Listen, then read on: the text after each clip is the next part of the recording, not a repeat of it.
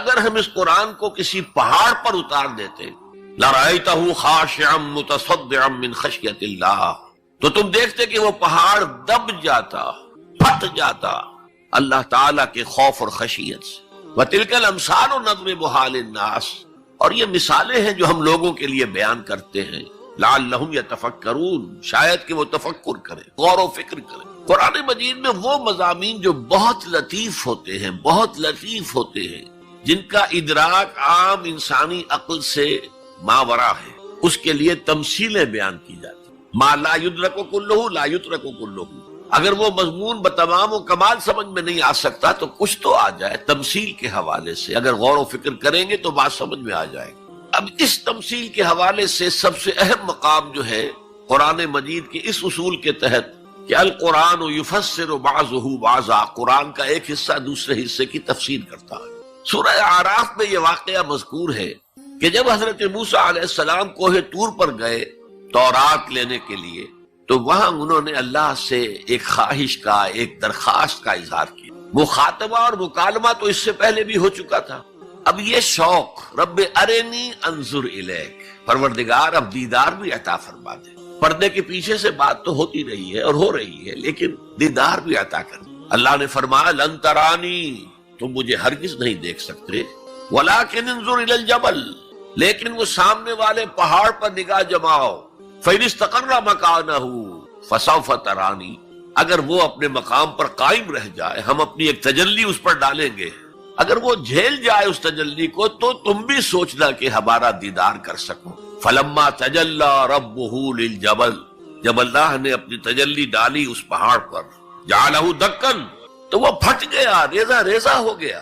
وخر موسیٰ صعقا، اور حضرت موسیٰ بے ہوش ہو کر گر گئے۔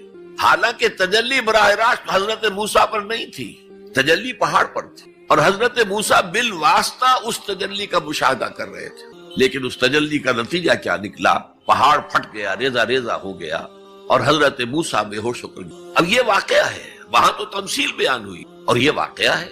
تو جو اثر اللہ تعالیٰ کی ذات کی تجلی کا ہے، وہی اثر اللہ کی جو صفت ہے کلام، اس کی تجلی کا، اس لیے کہ صفت کس کی ہے؟ اللہ کی ہے صفات ذات حق، حق سے جدا یا عین ذات، متکلمین اس مسئلے کا حل ہی نہیں کر پائے۔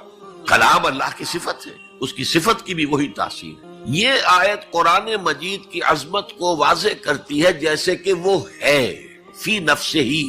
اب دیکھیے کوئی چیز بہت عظیم ہے، بہت عظیم ہے، بہت عظیم ہے، اگر مجھے اس سے کوئی فائدہ نہیں تو مجھے اس سے کوئی دلچسپی نہیں ہوگی۔ تو اب جو دوسرا مقام میں آپ کو سنا رہا ہوں، یہ سورہ یونس کی 2 آیات ہیں، یہ ترتیب میں نوٹ کرا چکا ہوں، 1 آیت، 2 آیتیں، 4 آیتیں، 6 آیتیں، 8 آیتیں۔ فرمایا یا ایھا الناس قد جاءتکم موعظۃ من ربکم وشفاء لما فی الصدور وہدی ورحمۃ للمؤمنین قل بفضل اللہ وبرحمتہ فلذلک فلیفرحوا ھو خیر مما یجمعون۔ اے لوگو، تمہارے پاس آ گئی ہے نصیحت، موعظت تمہارے رب کی طرف سے۔ وہ صرف موعظت نہیں ہے، سینوں کے اندر جو روگ ہیں، جو امراض ہیں، ان کا علاج بھی ہے، شفا بھی ہے، شفاء لما فی الصدور۔ تیسرے درجے میں وہ ہدایت ہے، وہ بتاتی ہے کدھر جاؤ کدھر نہ جاؤ۔ جیسے آپ نے دیکھا ہوگا پہاڑی راستوں پر قدم قدم کے اوپر کوشن ہوتا ہے، یہاں سپیڈ کم کر لو ورنہ تم کسی کھائی میں جا گرو گے۔ تو یہ ہدایت کیا ہے؟ دیکھو ادھر مت جانا، ادھر جاؤ، اگر ادھر جاؤ گے تمہارا سارا معاملہ تل پٹ ہو۔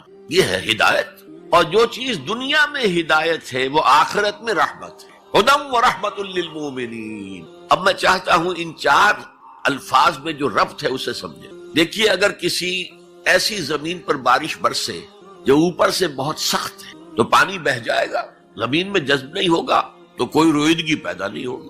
اگر دل سخت ہے تو قرآن مجید ان پر کوئی اثر نہیں کرے۔ اس کے لیے سب سے پہلے موعظہ کی ضرورت ہے، وعظ کی ضرورت ہے، نصیحت کی ضرورت ہے، تاکہ دل نرم پڑ جائے۔ انسانی دل جب سخت ہوتے ہیں تو ان کی سختی چٹانوں سے زیادہ ہوتی ہے۔ سورہ بقرہ میں فرمایا ثم قست قلوبکم فہی کالحجارۃ او اشد قسوہ، یہودیوں سے خطاب ہے۔ ثم قست قلوبکم من بعد ذلک فہی کالحجارۃ او اشد قسوہ، اے بنی اسرائیل، تمہارے اس طرز عمل کے نتیجے میں تمہارے دل سخت ہو گئے اور اب وہ پتھروں سے زیادہ سخت ہے۔ لہذا سب سے پہلے ضرورت کیا ہے؟ دل کی زمین کو نرم کیا جائے، اس میں حل چلایا جائے۔ یہ کام ہے موعظہ کا، وعظ کا، نصیحت کا۔ ہمارے معاشرے میں کسی زمانے میں وعظ کا بڑا رواج تھا، آج کل یہ چیز ختم ہو، بلکہ وعظ کو گھٹیا بات سمجھا جاتا ہے۔ بھائی کوئی عقلی بات کرو، کوئی علمی بات کرو، تم تو وعظ کہہ رہے ہو، گویا کہ وعظ گھٹیا چیز ہے۔ نہیں، وعظ سے دل میں رقت پیدا ہوتی، نرمی پیدا ہوتی۔ تو قرآن مجید ہی سب سے بڑا موعظہ ہے۔ ہم نے بدقسمتی سے کیا کیا، جب وعظ کہے جاتے تھے تب بھی مثنوی مولانا روم سے، ضعیف احادیث سے، واعظ دستان زنو افسانہ بند، واعظ بڑے اونچے اونچے ہاتھ چلا کر اور افسانہ جو ہے بیان کر رہا ہے، لیکن اس کا حال کیا ہے؟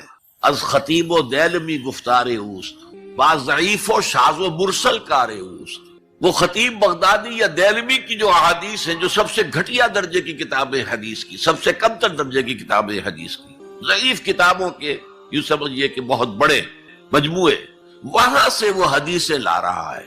الضعیف و شاذ و مرسل کار ہو، ضعیف حدیث، شاذ حدیث، مرسل حدیث سے وہ بیان کر رہا ہے۔ قرآن سے اس کا کوئی تعلق نہیں۔ قرآن مجید سب سے بڑا واعظ ہے۔ یا ایھا الناس قد جاءتکم موعظۃ، یہ دل کو جب نرم کرتا ہے تو پھر اس میں جذب ہوتا ہے، یہ سیکنڈ سٹیپ ہے اس کا۔ اور جب دل میں جذب ہوگا تو دل کے اندر کی بیماریوں کو دور کر دے گا۔ دل کے اندر کی بیماریاں کون سی ہیں؟ تھرومبوسس نہیں، انجائنا نہیں، وہ اور ہیں۔ وہ دل کی بیماریاں جن کے لیے قرآن شفا ہے، وہ ہے تکبر، حسد، حب مال، حب دنیا، حب جاہ، حب شہرت۔ یہ ہیں وہ چیزیں کہ جو اصل ہیں، جو دل کے امراض ہیں، ان سب کو جڑ سے نکال کر پھینک دے گا قرآن حکیم۔ یا ایھا الناس قد جاءتکم موعظۃ من ربکم وشفاء لما فی الصدور، وہ ہدن، اور وہ ہدایت ہے۔ انفرادی زندگی کے لیے بھی ہدایت ہے، اجتماعی زندگی کے لیے بھی ہدایت ہے۔ کبھی اگر سورہ فاتحہ پر آپ غور کریں، جو ہماری نماز کا جزو لازم ہے، تو ہم پہلے کہتے ہیں الحمدللہ رب العالمین الرحمن الرحیم مالک یوم الدین ایاک نعبد و ایاک نستعین۔ یہ ہدایت تو ہمیں پہلے ہی ملی ہوئی ہے۔ پھر جو ہم کہتے ہیں اہدنا الصراط المستقیم، اللہ کو ہم نے پہچان لیا، اسے رب العالمین مان لیا، اسے رحمان مان لیا، اسے رحیم مان لیا، اسے روز جزا کا حاکم مطلق مان لیا، تو اب کون سی ہدایت رہ گئی؟ ہدایت تو آ گئی۔ اب اصل ہدایت جو درکار ہے وہ ہے جو ریلیونٹ ہے آج کے دور میں، جو اجتماعی نظام ہے انسانوں کا۔ اس کے لیے انسان بالکل بے بس، اس کی عقل جو ہے اجتماعی نظام عدل قائم نہیں کر سکتی۔ انفرادی طور پر نیکی اور بدی کا علم میرے اور آپ کے نفس کے اندر ودیعت شدہ ہے۔ وَنَفْسٍ وَمَا سَوَّاهَا فَأَلْهَمَهَا فُجُورَهَا وَتَقْوَاهَا، یہ موجود ہے۔ لیکن یہ کہ معاشرتی نظام میں عورت اور مرد کے درمیان کیا توازن ہو، ان کے حقوق و فرائض کا توازن دنیا میں کیا ہوتا رہا ہے اور ہو رہا ہے آج بھی۔ یا عورت جوتی کی نوک کے برابر ہے، کوئی اس کی حیثیت نہیں، بھیڑ بکری کی طرح ملکیت ہے، اس کے کوئی حقوق نہیں۔ اور یا عورت کلوپیٹرا بن کر پورے ملک کی قسمت کا بیڑا غرق کرتی ہے، انسانوں کے شانہ بشانہ ہو کر وہ در حقیقت خاندانی نظام کو برباد کرتی ہے۔ ان دونوں کے درمیان توازن کیسے قائم کیا جائے؟ اب آپ سوچئے، تجزیہ کیجئے۔ اگر مرد سوچے گا، نظام بنائے گا، تو وہ اپنے احساسات سے تو واقف ہے، عورت کے احساسات و جذبات سے تو واقف نہیں ہے۔ عورت نظام بنائے گی تو وہ اپنے احساس و جذبات سے واقف ہے، وہ مرد کے احساسات و جذبات سے واقف نہیں۔ یہ عادلانہ نظام وہی ہستی دے سکتی ہے جس نے مرد کو بھی پیدا کیا، عورت کو بھی پیدا کیا۔ ایک ایمپلائر ایمپلائی ریلیشن شپ ہے، کارخانے دار ہے، وہ لوگوں کو رکھتا ہے مزدور۔ اب جو بھی پروڈکشن ہو رہی ہے، جو نفع ہو رہا ہے، اس میں کتنا حصہ مزدور کا ہونا چاہیے، کتنا سرمایہ دار کا ہونا چاہیے، کون طے کرے گا؟ یا سرمایہ دارانہ نظام بن جائے گا اور مزدور کمر توڑنے والی محنت کرنے کے باوجود زندگی کے بنیادی جو تقاضے ہیں ان کو بھی حاصل نہیں کر سکے گا۔ میں نے آپ کے ممبئی شہر میں جو اس وقت دیکھا ہے، یہ جو چھوٹے چھوٹے خانے بنے ہوئے کبوتروں کے سے جن میں انسان رہ رہے ہیں اور پوری زندگی ان میں گزارتے ہیں، یہ انسان، جبکہ اونچے اونچے محل موجود ہیں، بڑی بڑی عمارتیں موجود ہیں، ایکڑوں پر پھیلی ہوئی کوٹھیاں موجود، یہ ہے ننگا کیپٹلسٹک نظام، ننگا اوریا۔ اسی کا رد عمل تھا جو کمیونزم کی شکل میں ظاہر ہوا، ایکویلٹی ہونی چاہیے، لیکن اس کمیونزم نے شکل اختیار کر لی، ون پارٹی ڈکٹیٹرشپ، تمہیں کوئی حق حاصل نہیں ہے، نہ کچھ کہہ سکتے ہو، نہ تنقید کر سکتے ہو، نہ رائٹ آف ایسوسیشن ہے، نہ right of expression of opinion ہے، بس کام کرو تنخواہ لو، روٹی کھاؤ، اللہ اللہ خیر سا۔ یہی وجہ ہے کہ وہ نظام بھی مر گیا۔ اسی طریقے سے کسی بھی نظام میں اگرچہ حاکم مطلق تو اللہ ہے، پھر بھی کوئی نظام آپ بنائیں گے تو کچھ حکام ہوں گے، اولو الامر ہوں گے۔ خلافت راشدہ میں بھی تھے نا، امیر المومنین تھے، اولو الامر تھے۔ عوام میں اور ان کے درمیان حقوق و اختیار کا توازن کیا ہو، کون طے کرے گا؟ اولو الامر تو چاہیں گے سارے اختیارات ہمارے پاس ہوں، ٹوٹلیٹیرین سٹیٹ قائم ہو جائے گی۔ عوام چاہیں گے ہمارے پاس ہوں اور ہمیں اتنی آزادی ہو کہ مادر پدر آزاد ہو جائیں، جو چاہے کریں، ہومو سیکشول ہو جائیں، ہومو سیکشول میرجز کریں، ہمیں کوئی روکنے والا نہ ہو۔ تو میں نے آپ کو بتایا اجتماعی نظام کے یہ تین گوشے ہیں، معاشرتی نظام، معاشی نظام، سیاسی نظام۔ آج کے انسان کی اصل ضرورت ہے، اس لیے کہ اس طرح کا ہمہ گیر نظام اس سے پہلے تھا ہی نہیں، لوگوں کو آزادیاں تھیں۔ آج آپ کا پورا تعلیمی نظام بھی اسی نظام کے تحت ہے۔ آپ کہاں لے جائیں گے اپنے بچوں کو؟ آپ ان کے حوالے کر کے اپنے ہاتھ دھو لیتے ہیں۔ You wash your hands of your children. وہ نظام جو چاہے گا بنا دے گا ان کو۔ گلا تو گھونٹ دیا اہل مدرسہ نے تیرا، کہاں سے آئے صدا لا الہ الا اللہ؟ کیا کریں گے؟ انہیں کہیں کسی تہخانے میں تو بند نہیں کر سکتے۔ آپ اپنے گھر میں ٹیلی ویژن نہیں لائیں گے، وہ جا کر دکان پہ دیکھیں گے۔ جب تک نظام درست نہ ہو، اور نظام کی ہدایت ہے جو قرآن نے دی ہے اصل، ورنہ اخلاقیات کا معاملہ میں آپ سے عرض کر دوں کہ یہ تو نوع انسانی کی مشترک میراث ہے۔ سچ بولنا اچھا ہے، جھوٹ بولنا برا ہے، کون نہیں جانتا؟ کیا ہندو نہیں جانتا؟ کیا بدھ مت کا پیرو نہیں جانتا؟ وعدہ کرنا اچھا ہے، وعدہ خلافی بری ہے، کون نہیں جانتا؟ عیسائی نہیں جانتا، یہودی نہیں جانتا، سب جانتا۔ بیسک ہیومن مورالٹی تو ہمارے اندر ہے، جیسا کہ میں نے آیت آپ کو سنائی، وَنَفْسٍ وَمَا سَوَّاهَا فَأَلْهَمَهَا فُجُورَهَا وَتَقْوَاهَا۔ انسان کا نفس جو اللہ نے پوری طرح تیار کر دیا، نوک پلک سوار دی، اور اس میں نیکی اور بدی کی تمیز ودیت کر دی۔ لہذا اصل ہدایت ہے آج جس کی ضرورت ہے وہ اجتماعی نظام۔ 2 منٹ اور لے لوں آپ کے۔ 300 سال سے انسان اسی اجتماعی عدل کی تلاش میں ادھر سے ادھر ٹھوکرے کھا رہا ہے۔ کوئی 250 برس سے زیادہ ہو گئے ہیں۔ فرانس میں انقلاب آیا، کیوں آیا؟ یہ بادشاہت، چیمانی ادارت۔ بادشاہ کون ہے؟